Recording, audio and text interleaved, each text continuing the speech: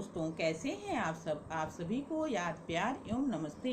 दोस्तों, इस वीडियो से मैं शंकर के अद्वैत वेदांत की श्रृंखला प्रारंभ करने जा रही हूँ। दोस्तों, वेदांत दर्शन का भारतीय दर्शन में बहुत ही महत्वपूर्ण स्थान है। वेदांत दर्शन का आधार उपनिषद है और चूंकि उपनिषद वेदों का अंतिम भाग है, इसीलिए इसे वेदांत कहा जाता है, अर्थात उपनिषदों को वेदांत कहा जाता है। इसीलिए दोस्तों, साधारण रूप में लोग वेदांत का अर्थ वेद का अंत से मानते हैं, जबकि वास्तव में वेदांत का अर्थ है वह शास्त्र जिसके लिए उपनिषद ही प्रमाण है। वेदांत में जितनी भी बातें कही गई हैं दोस्तों, वे सभी उपनिषद मूलक हैं।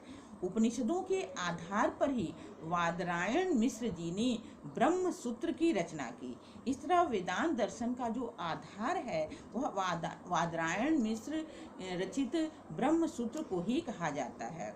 दोस्तों, बहुत से विद्वानों ने वेदांत दर्शन को कहा कि इसमें द्वैतवाद की शिक्षा दी गई है, तो कुछ ने कहा कि इसमें अद्वैतवाद की शिक्षा दी गई है, तो कुछ ने कहा कि इसमें विशिष्टाद्वैत की शिक्षा दी गई है, तो किसी ने इसको द्वैताद्वैत से संबंधित माना। इन्हीं सभी विरोधी दृष्टिकोणों को दूर करने के कारण वादरायण मिश्र ने ब्रह्म सूत्र की रचना की और उन्होंने बताया कि उपनिषद में लिखी उक्तियों को ठीक से न समझने के कारण ही ये विरोधी विचार उत्पन्न हुए। तो ब्रह्म सूत्र में ब्रह्म सिद्धांत की व्याख्या की गई है और ब्रह्म सूत्र के 4 अध्याय बताए जाते हैं। पहले में ब्रह्म विषय ज्ञान है, दूसरे अध्याय में जो प्रथम अध्याय में ब्रह्म ज्ञान दिया गया है, उससे संबंधित बातों को तर्क सम्मत ढंग से प्रस्तुत करने का प्रयास किया गया है और विरोधी सिद्धांतों या विचारों का खंडन करने का प्रयास किया गया है। तीसरे अध्याय में साधना से संबंधित सूत्र हैं, तो चौथे अध्याय में मुक्ति के फलों के संबंध में चर्चा की गई है। दोस्तों, ब्रह्म सूत्र के पर अनेक भाष्यकारों ने अपने अपने मत के अनुसार अनेक भाष्य लिखे। इसी कारण इसमें कई संप्रदाय हो गए, अपने अपने विचारों के अनुसार कई संप्रदाय विकसित हो गए, जिसमें शंकर, रामानुजाचार्य, मध्वाचार्य, वल्लभाचार्य, निम्बार्काचार्य जी प्रमुख हैं। तो इसमें अनेक संप्रदाय विकसित तो हुए, लेकिन उसमें से मुख्य 4 बताए जाते हैं, जिसमें पहला है अद्वैतवाद, जिसके प्रवर्तक शंकर माने जाते हैं। दूसरा है विशिष्टाद्वैत, जिसके प्रवर्तक रामानुजाचार्य जी माने जाते हैं।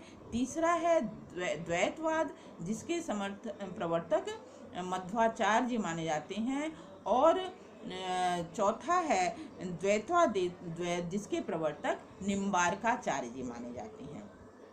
दोस्तों, वेदांत दर्शन में जीव और ब्रह्म के में क्या संबंध है, इस पर प्रमुख प्रश्न किया गया है और वेदांत के विभिन्न संप्रदायों का जन्म भी अपने अपने मत के अनुसार इसी कारण से हुआ। तो शंकर जो हैं वो जीव और ब्रह्म को 2 नहीं मानते हैं, वे जीव और ब्रह्म को एक मानते हैं। इसीलिए इनके दर्शन को अद्वैतवाद कहा जाता है।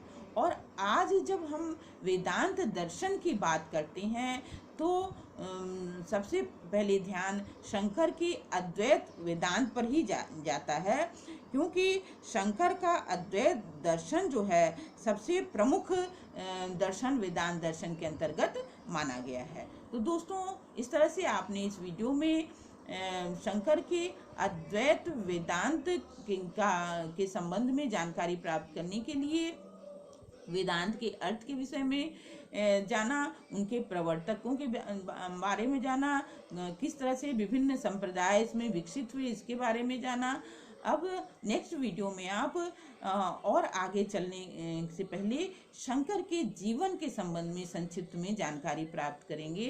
तो तब तक के लिए आप सबको इस वीडियो को देखने समझने के लिए, लाइक करने के लिए, शेयर करने के लिए, सब्सक्राइब करने के लिए धन्यवाद के साथ इस वीडियो को मैं यहीं समाप्त कर रही हूँ।